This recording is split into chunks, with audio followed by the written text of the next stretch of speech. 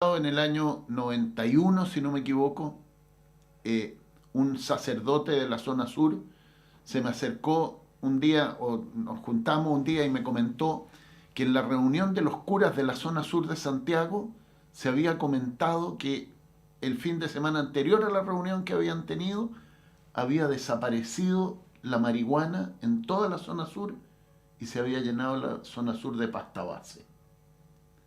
Entonces uno dice, ¿cómo es posible que simultáneamente en un fin de semana desaparezca una droga y sea reemplazada por otra de mayor,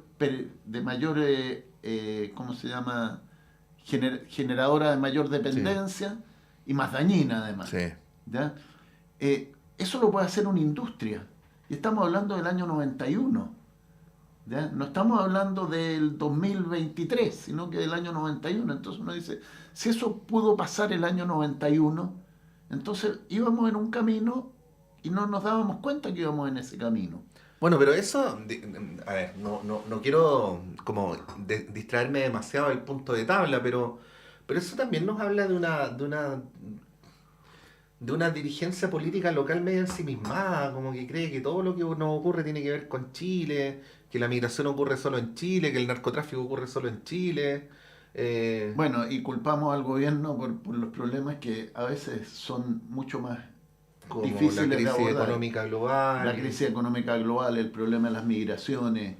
Bueno, pero también hay gobiernos que crean los problemas, ¿no? Mm, Cuando el presidente Piñera va a Cúcuta y le dice a mm. los No, venezolanos, claro. vénganse a Chile, bueno, se vinieron a Chile. El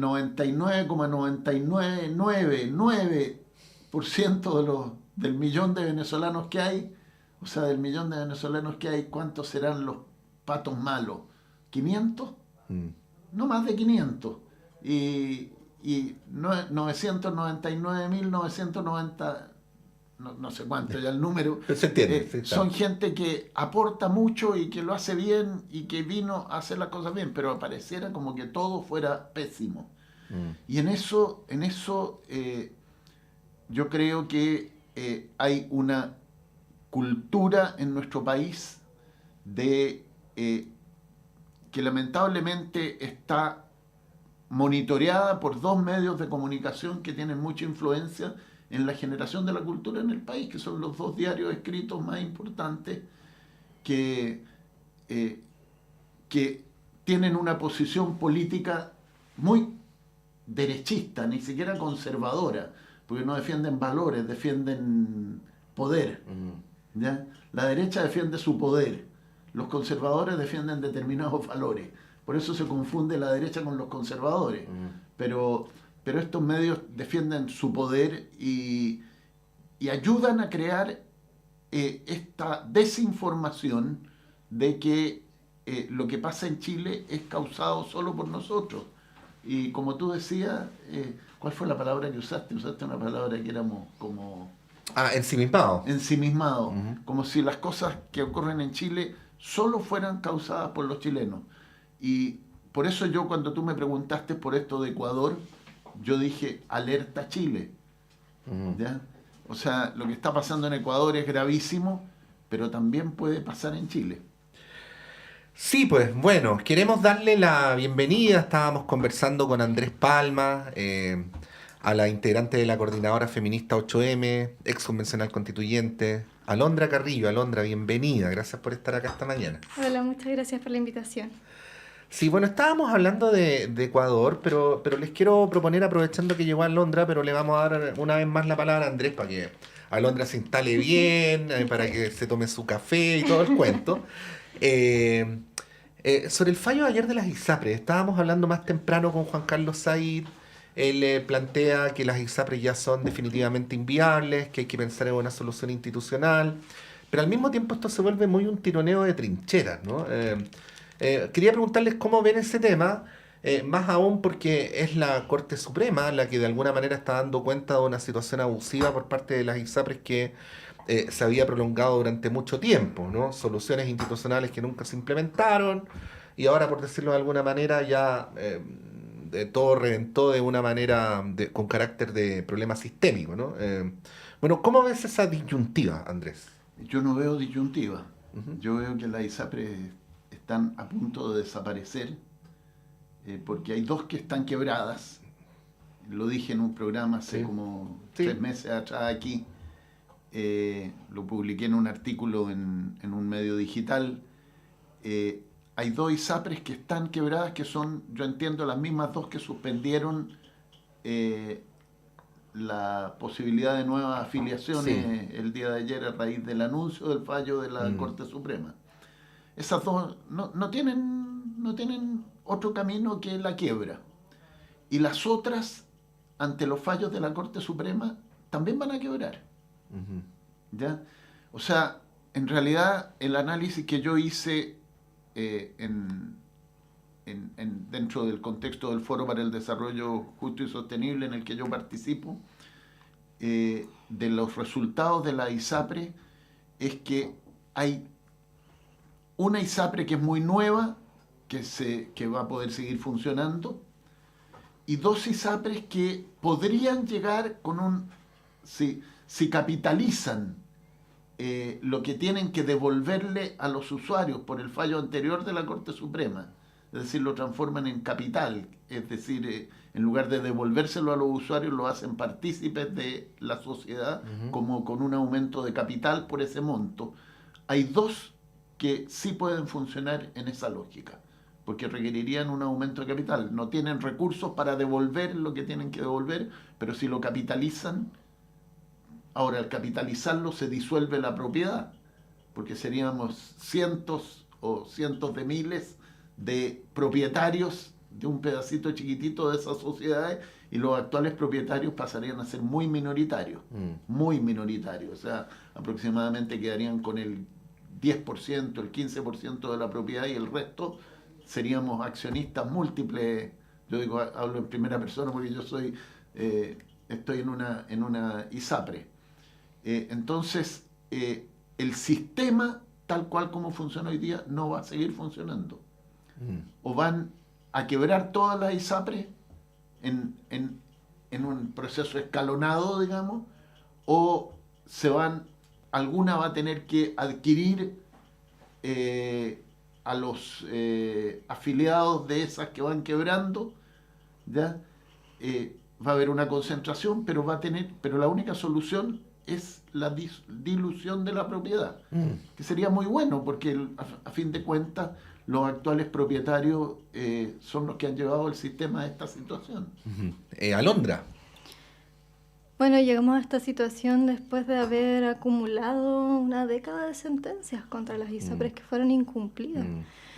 Y desde mi perspectiva, el hecho de que premisas constitucionales elementales hayan mostrado la inviabilidad del negocio con la salud hace ya mucho rato. Debiese haber generado las condiciones políticas para la superación de esta organización del sistema de salud. Hemos llegado a este punto por la intransigencia empresarial, por la intransigencia de los sectores que pretendían que era posible hacer un negocio ad infinitum con la salud de la población, sabiendo que eso se había tornado ya insostenible dentro de nuestro régimen jurídico, que no digamos que es un régimen jurídico que especialmente protege a las personas, tampoco. O sea, en el régimen jurídico más extraordinariamente favorecedor del abuso, incluso ahí estas condiciones ya no pueden seguir. Entonces, yo pienso que hemos perdido una oportunidad histórica de poder hacer una transición lo más ordenada posible hacia un sistema de salud que, tal y como lo han planteado históricamente las y los trabajadores de la salud, los usuarios, pueda descansar sobre la solidaridad y sobre la salud como derecho. Un seguro universal. Exacto, un seguro universal. Estamos lamentablemente también en un escenario donde pareciera que estas respuestas, que son las respuestas elementales que han venido planteándose durante décadas, no pueden ponerse sobre la mesa. O sea, parece que nadie las está poniendo sobre la mesa con firmeza, pero yo creo que una vez más es necesario que en un contexto como este, de crisis, retomemos también la iniciativa desde los sectores que históricamente nos hemos organizado para tener un sistema de salud que pueda poner en el centro una cuestión súper elemental, que es la salud de la población. Bueno, a propósito de cuestiones elementales, Andrés, a veces se nos olvidan ciertas obviedades, como que el Estado es insoslayable, ¿no? O sea, indispensable, perdón.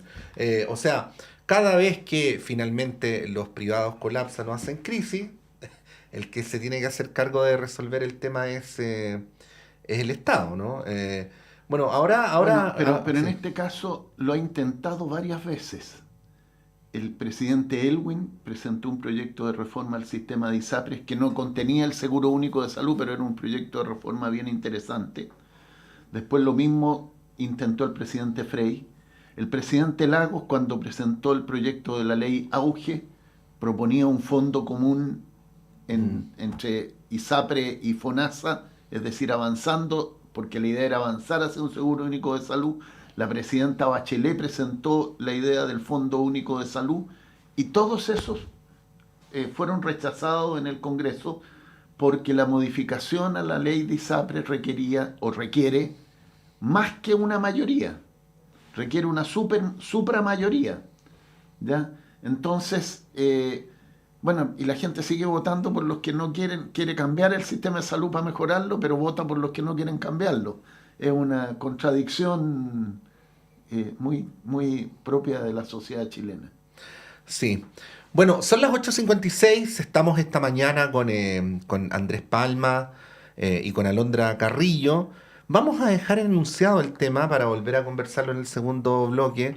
Y aprovechando que está Alondra, que fue Andrés protagonista del proceso constituyente anterior, ¿qué es lo que está pasando con este proceso constituyente, ¿no?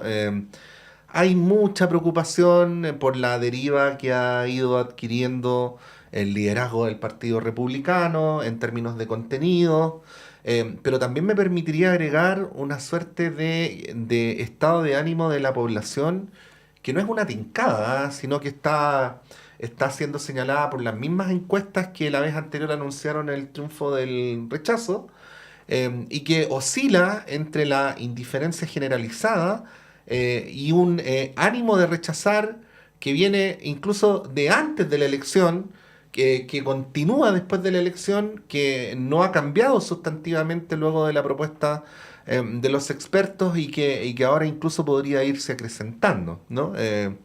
Bueno, esto ya nos encamina, creo que no estoy siendo pájaro de mal agüero, ¿no? Pero me parece que analíticamente no solamente es legítimo, sino que parece indispensable ponerse en el escenario de qué va a pasar con el dilema constitucional si es que el 17 de diciembre vuelve a triunfar el rechazo, ¿no? Bueno, dejo instalada la pregunta para que lo conversemos en el bloque posterior. Son las 8:58, breve alto y seguimos en la Radio Universidad de Chile y también a través de Uchile TV y de la red de radios que piensan.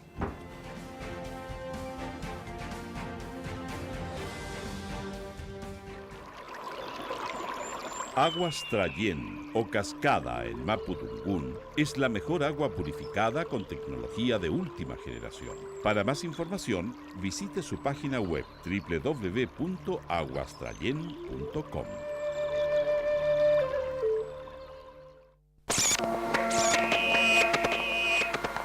Perdidos en el espacio.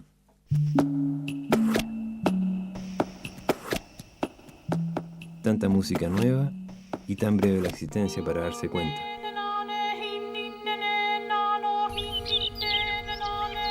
Perdidos en el espacio. Lunes, 22 horas.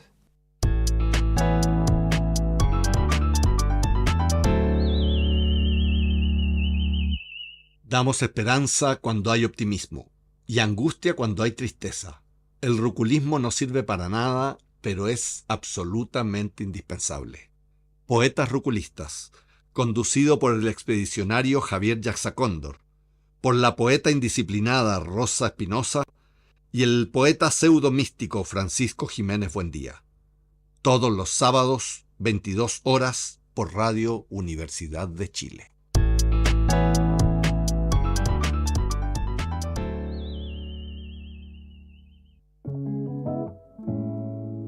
Radio Universidad de Chile les invita a escuchar Testigos, un programa para el presente y un testimonio para las generaciones futuras. Todos los miércoles y jueves a las 12 del día en Radio Universidad de Chile y todas sus plataformas. 10 conversaciones con protagonistas del Chile previo y posterior al 11 de septiembre de 1973. Conduce el periodista y director de Radio y Diario Universidad de Chile, Patricio López.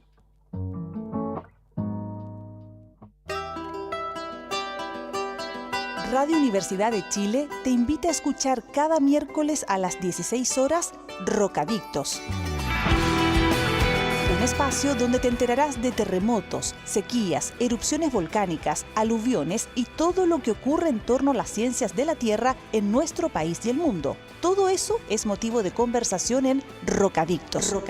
Académicos y académicas de los departamentos de Geología, Geofísica y del Centro de Ciencias del Clima y la Resiliencia de la Universidad de Chile se reunirán cada miércoles a las 16 horas para explicar estos fenómenos y responder tus preguntas. Rocadictos, miércoles 16 horas por Radio Universidad de Chile, 102.5 FM y radio.uchile.cl.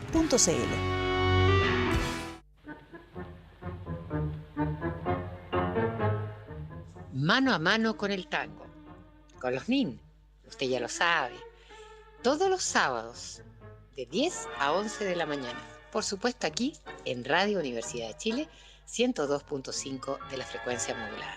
No se olviden, todos los sábados de 10 a 11 de la mañana, mano a mano con el tango.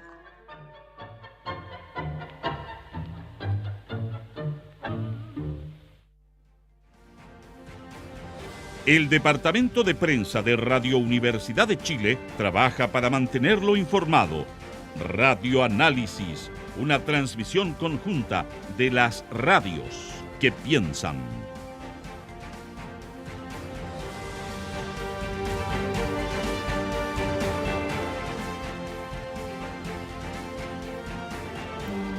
La derecha para... Estamos al aire.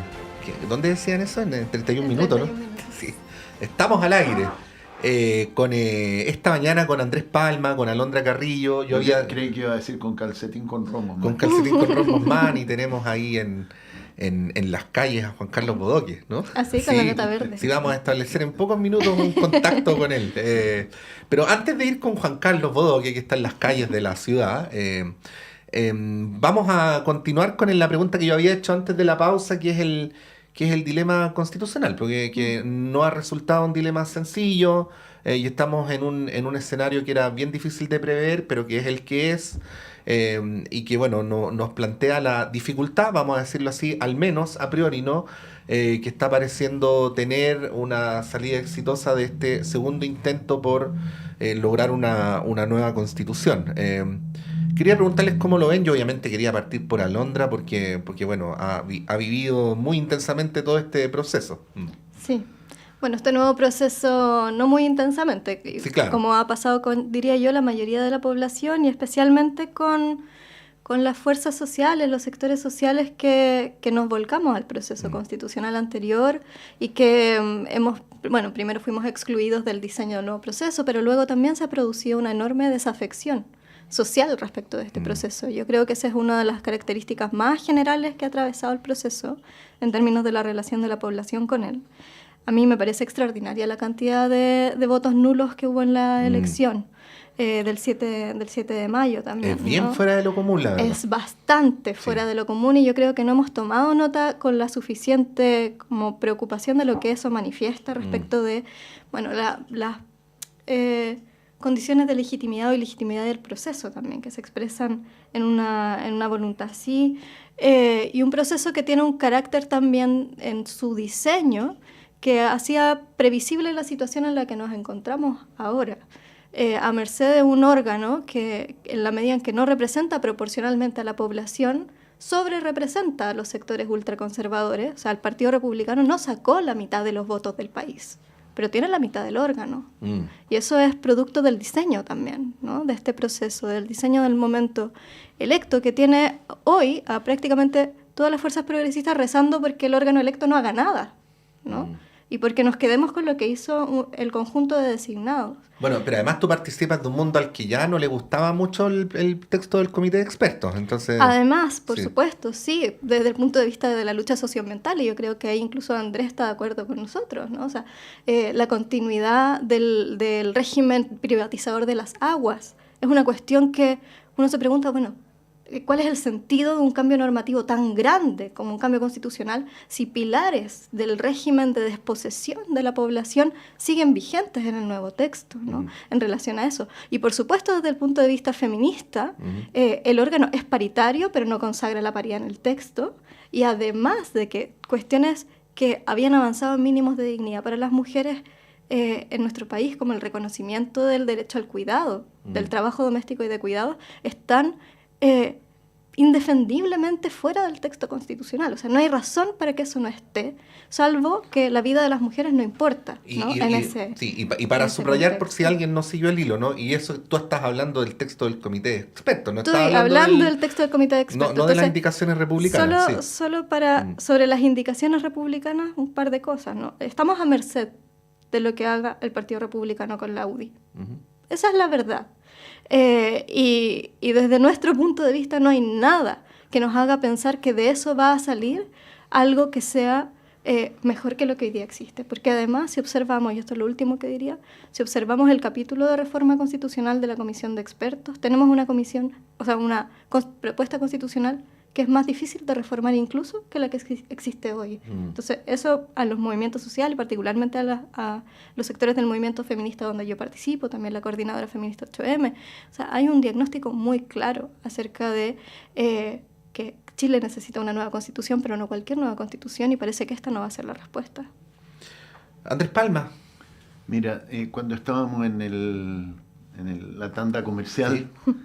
Comentaba yo que leí un artículo de una entrevista a Víctor Maldonado, el ex subsecretario de gobierno, un analista político de Demócrata Cristiano, que decía que los republicanos tenían que comportarse bien, que estaban como tirando el tejo pasado para después recoger cañuela, como se dice, y aprobar algo parecido a lo de la comisión de expertos, algo aprobable por la ciudadanía.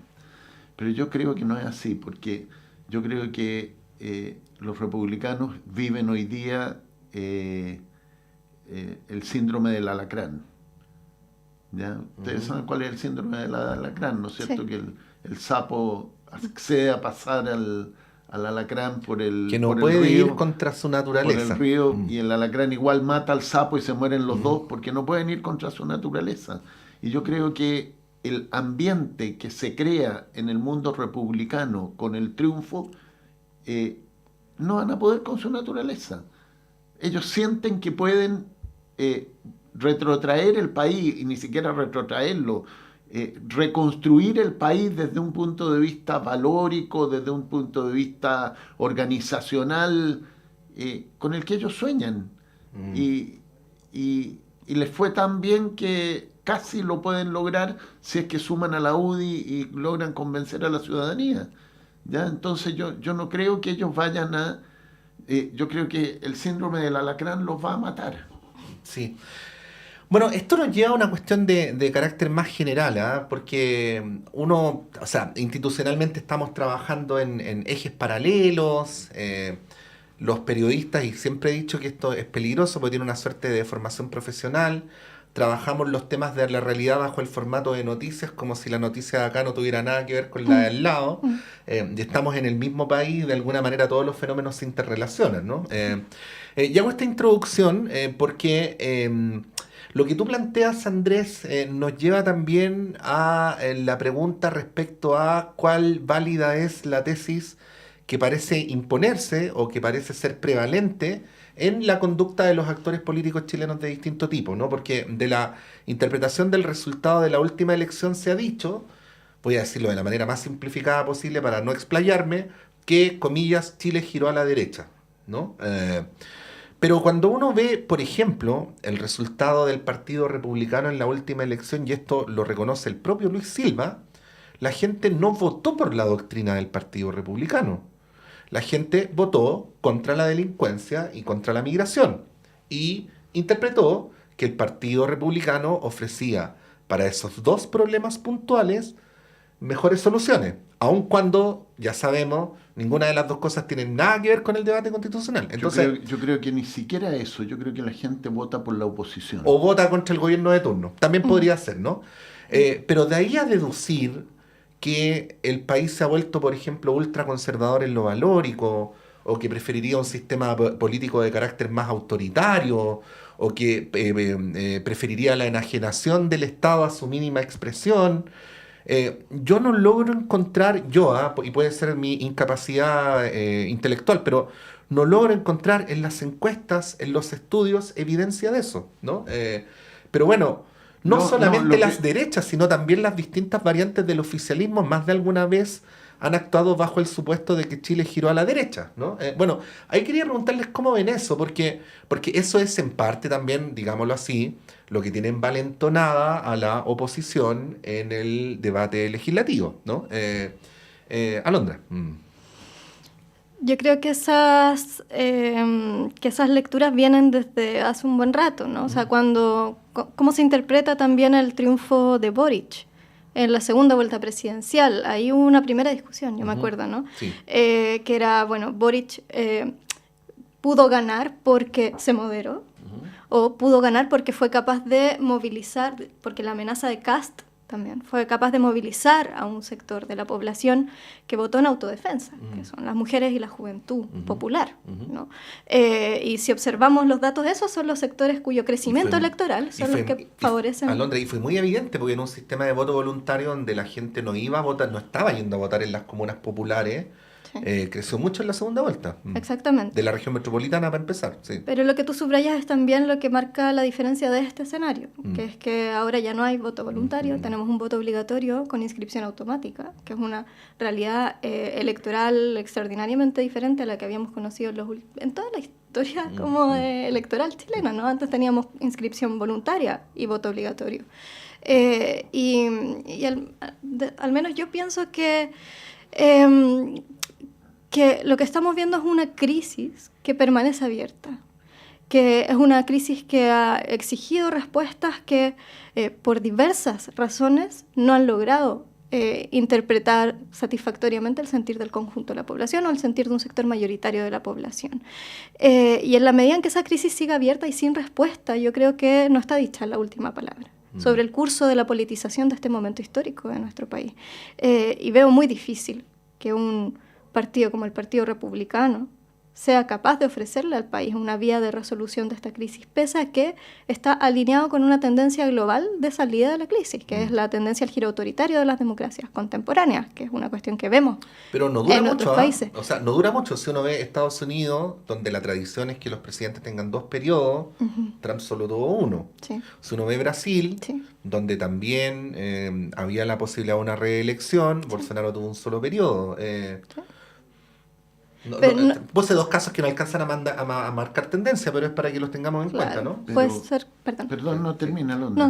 Puede ser que no dure mucho. Los efectos de un gobierno de extrema derecha son devastadores y son difíciles de remontar, yo creo también. Y por eso ahí la tarea de poder organizarnos para, por lo menos yo estoy pensando desde el movimiento social, ¿no? Retomar la capacidad de hablar de nuestros propios problemas en primera persona y dejar de permitir que sean otros los que hablen por nosotros nuevamente. Yo creo que eso es algo que ha venido pasando fuertemente después del golpe que significó para los sectores organizados el resultado del plebiscito, pero yo creo que tenemos que sacar de ahí aprendizajes que nos permitan no volver a delegar, porque sobre la base de esa delegación es que también aparece esta idea de que son todos lo mismo y de que si son todos lo mismo, todos roban, ¿no? Entonces no vale la pena ninguna perspectiva alternativa, ¿no? Y es urgente construirla también. Andrés. Mira, yo te interrumpí adelante para decir que, en mi opinión, la gente vota por la oposición.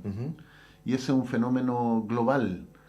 Conversábamos al comienzo esto de que nosotros somos tan creyendo que lo que pasa en Chile ocurre en Chile y que los fenómenos chilenos son propiamente chilenos.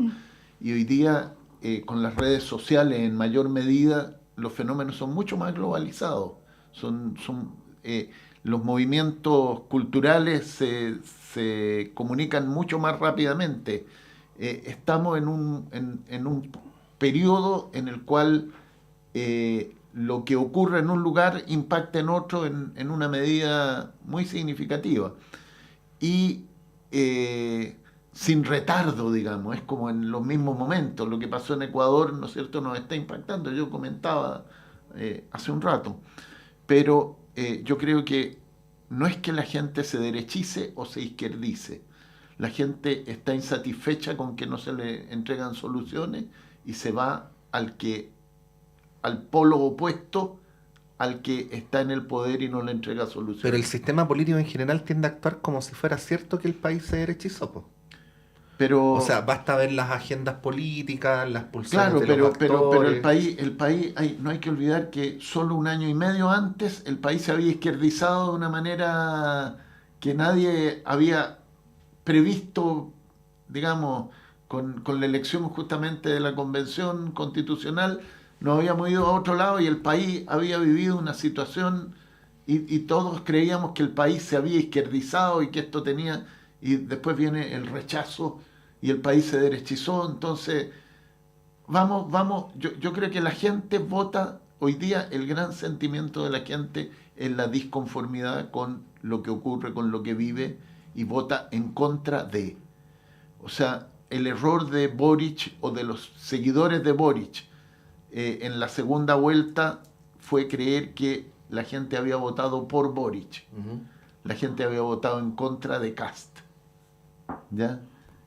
O sea, un 28% que votó por Boric, un 30% que votó por Boric, que había votado por Boric en la primera vuelta y evidentemente votó por Boric. Bueno, es que Pero el 50 y tanto, el otro 30% que votó por Boric, ya votó contra Kast. Pero es que ahí es donde aparece el dilema que yo les planteo, porque si aparece Arturo Esquella en la televisión diciendo, y 2 días después Rojo Edwards dice, no, si no se equivocó, no lo tergiversaron, es lo que vamos a hacer, que si llegamos a ser mayoría parlamentaria vamos a derogar el aborto en 3 causales, ¿no? Yo digo, ¿cómo eso no va a provocar un efecto de carácter Sí. político electoral? Sí. Porque en esto de que el aborto debe existir en al menos 3 causales, Sí. yo sé, Alondra, que tú estás por una propuesta más general, ¿no? Pero en esto de las 3 causales hay un amplio consenso de Sí. las mujeres que llega incluso a sectores de derecha, ¿no? Entonces, ¿cómo eso no va a tener algún efecto de carácter político electoral? A eso me Yo estoy refiero, muy ¿no? de acuerdo en realidad con lo que estoy diciendo, porque creo que efectivamente una de las cosas que salió a decir la ultraderecha en la voz en ese momento era una vocera mucho más posicionada, que era Teresa Marinovich, ¿no? Ella decía, esta es la derrota de un proyecto, decía el 5 de septiembre, es la derrota del proyecto feminista, ecologista, etcétera, indigenista le llama ella, y por lo tanto todo aquello de la propuesta que expresa ese programa debiese ser desechado. Y lo que es sorprendente es que pareciera ser que la mayoría de los sectores políticos tomaron eso como hoja de ruta, ¿no? O sea, Marinovich de alguna manera traza lo que va a ser una especie de sentido común. Yo estoy muy de acuerdo, porque una cosa es la derrota del 4 de septiembre y otra cosa es las cuestiones que han logrado arraigo programático en la ciudadanía. Y si no somos capaces de observar en qué medida nuestro pueblo, la población, Chile, no sé, como le queramos decir, ha hecho suyas aspiraciones programáticas que no dependen de uno u otro partido, de una u otra fuerza política, sino que han hecho sentido porque ha habido una fuerza social, una movilización, un trabajo de politización, etcétera, vamos a estar también desechando el trabajo político que está contenido en afirmar esas orientaciones, muchas de las cuales son súper importantes para el futuro, ¿no? Y yo ahí pienso que hay algunas cuestiones en las que se juega la posibilidad de disputar orientaciones programáticas y que siguen abiertas, que tiene que ver con la seguridad social, tiene que ver con la vivienda, tiene que ver con la plurinacionalidad. Son cuestiones que tenemos que ver cómo lo hacemos para reconstruir las condiciones de una discusión programática profunda. Y hay otras que están totalmente asentadas. O sea, la democracia paritaria en Chile, según, entre otras cosas, la encuesta Feedback, tiene una aprobación ciudadana de alrededor del 80% de la población. Y hoy tenemos una propuesta que desecha esa perspectiva. El aborto, incluso el aborto libre, ¿no? Según la misma encuesta, que es del 6 de septiembre, tiene un 61% de aprobación de la ciudadanía. Yo estoy de acuerdo contigo en que ese arraigo programático de algunas perspectivas en la población, en la ciudadanía, no es irrelevante para pensar en el decurso político. Te quedaste sin habla. No. Para en la radio eso no puede ocurrir, ¿no? Es como, sí, por eso me gustan los domingos en la mañana, porque puedo estar una mañana completa sin hablar. Sí, no, tiene lo suyo estar obligado a hablar todas las mañanas. Pero sí, porque a mí me gusta mucho estar callado. Yo te voy a ayudar porque voy a reflexionar sobre lo que sí, estaba yo diciendo. Yo tenía otro tema, pero dale, Andrés, por favor. Sí. No, es que hay algunas cuestiones que son inexplicables aparentemente. Esto de que la gente dice, porque no cambió de la noche a la mañana la valoración sobre la paridad o sobre el aborto, etcétera, pero la gente vota republicano. Esa misma persona que está por mantener el aborto en 3 causales, muchas de esas personas que están por mantener el aborto en 3 causales votaron republicano. Pero entonces, votaron republicano porque el republicano le dijo que había que tener mano dura contra la delincuencia. Porque hay una ¿no? disociación entre el voto y el efecto del voto. Es muy tremendo eso. ¿Ya? La gente no relaciona el voto con los resultados de la votación. Yo lo viví, yo recuerdo cuando era ministro, ¿ya? Y tenía las reuniones con la gente, los beneficiarios de Chile Solidario, ¿ya? Yo les decía, o sea, ustedes están aquí porque votaron por el presidente Lagos, que es el que está promoviendo esto. Y eso asombraba a la gente. Asombraba a la gente porque la gente no entiende que lo que pasa después es consecuencia del voto. El voto es muy importante y la gente, claro, dice, este tiene un discurso de mano dura.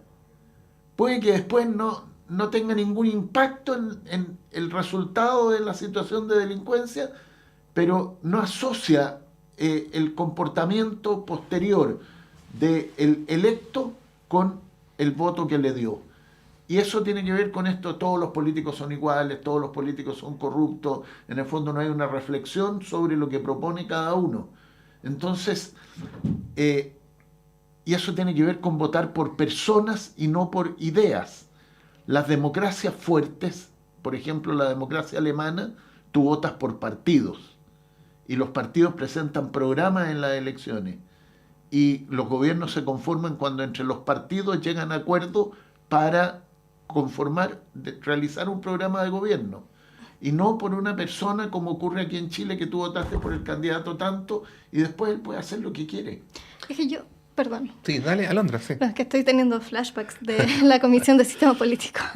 Esto ya lo viví. Esto ya lo viví. Sí. No, estaba pensando que una de las discusiones que a mí me parece que pudo ser bien importante, que se dio en el contexto del proceso anterior, es tenemos el diagnóstico de la falta de una orientación programática en el comportamiento electoral de la población. Pero ¿cuáles son las condiciones para que pueda desarrollarse una reflexión programática para el voto? Y ahí hay varias respuestas, ¿no? Y hay algunas que dicen, bueno, tiene que ver con la educación cívica, ya.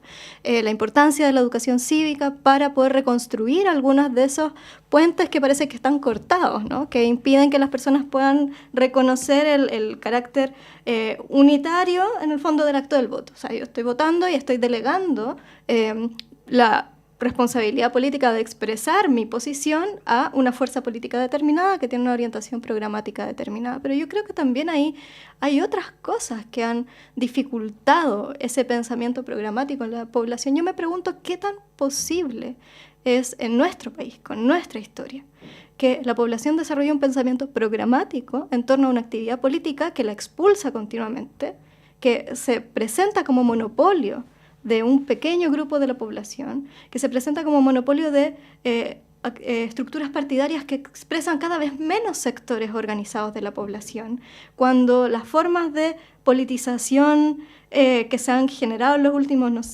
10 años, estoy pensando en la juventud especialmente, no tienen cabida, ni expresión, ni relación necesariamente con la actividad que se da en el Estado. Y cuando tenemos también un Estado que ha funcionado permanentemente por todas las razones que ya hemos dicho, que tienen que ver con la forma de funcionamiento del sistema político en general, con sus quórums, etcétera, como un espacio irrelevante e indiferente para la posibilidad de materializar un programa. Es decir, se vota por un programa y eso no significa nada después. Porque incluso aunque ese programa tenga mayoría, no tiene la mayoría suficiente, ¿no? Entonces, además está normalizado en el sistema político chileno que el cumplimiento del programa optativo. O sea, esto ocurrió durante el gobierno de la nueva mayoría, también ocurrió en uno lee entrevistas donde dice, bueno, las condiciones cambian, hay que adecuar el programa, pero y ahí surgen todos estos conceptos de lo último que dijo Alondra es bien clave. O sea, tú puedes elegir un gobierno por mayoría, pero ese gobierno no tiene la mayoría para poder aprobar su programa.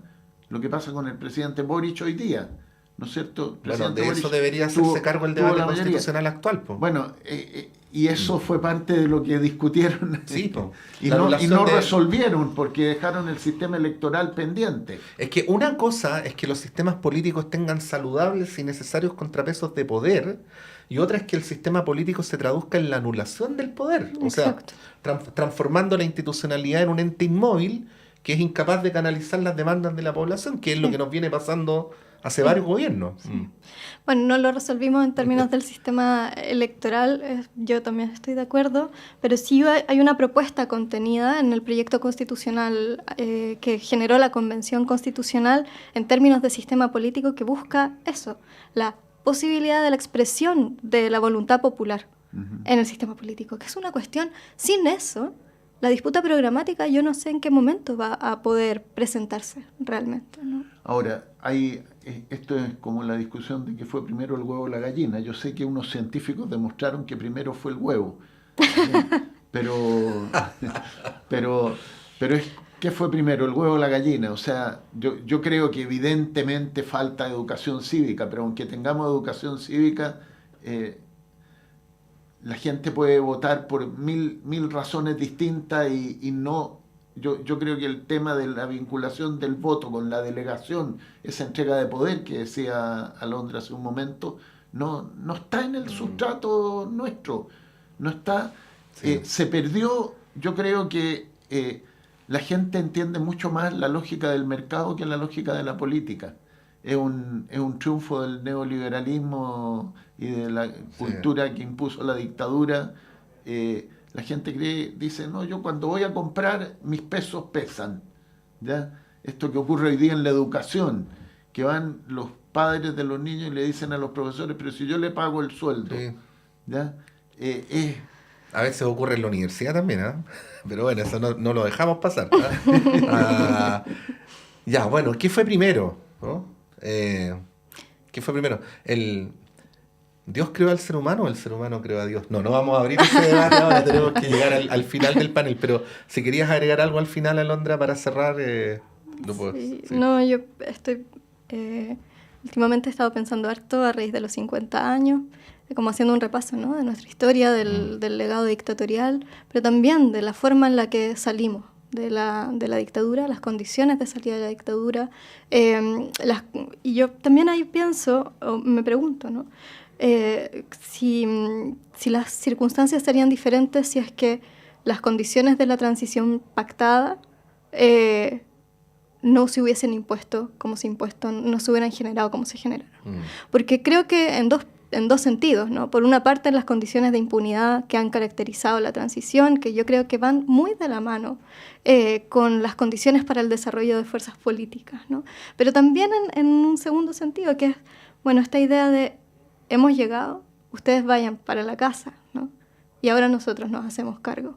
Yo creo que ese término que sintetiza la relación entre el nuevo régimen político democrático y la población organizada que hizo posible la salida de la dictadura, lo que también muestra es el efecto acumulado, el efecto a largo plazo de una actividad política que se separa de la población, que se separa de las fuerzas sociales que son las que en último término configuran las condiciones de posibilidad para hacer avanzar un programa de transformación. Alondra Carrillo, muchas gracias por haber venido. Que tengas un buen fin de semana. Muchas gracias por la invitación. Andrés Palmas, misma cosa. Que estés muy bien, que tengas un buen fin de semana. Muchas gracias, igual a ustedes. Bueno, los tres nos vamos a una pausa y a la vuelta continúa nuestro noticiario con Claudio Medrano. Vamos y volvemos. Estaba pensando, estamos en tiempos de transformación digital y tenemos que actualizar nuestro negocio junto con digitalizar sus procesos. De acuerdo, pero necesitamos partir por algo. Entonces partamos por un dominio en .cl. En Nick Chile. Obvio, Nick Chile. Por solo $10.950